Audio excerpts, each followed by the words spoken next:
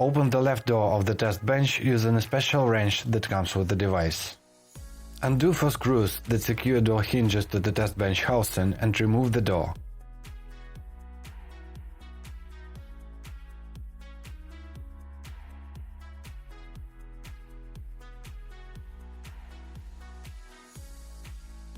Remove 2 screws that secure the left panel to the back of the test bench.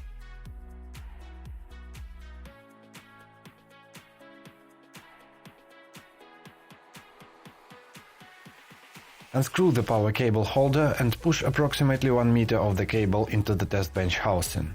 Screw the holder up.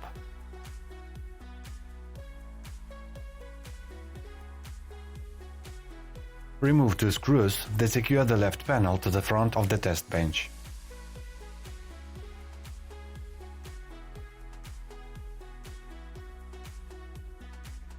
Remove the left panel of the test bench.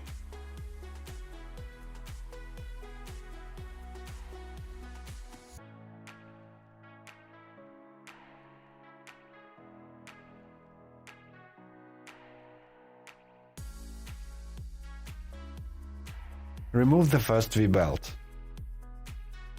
Loosen 4 screws and remove the separating cover plate.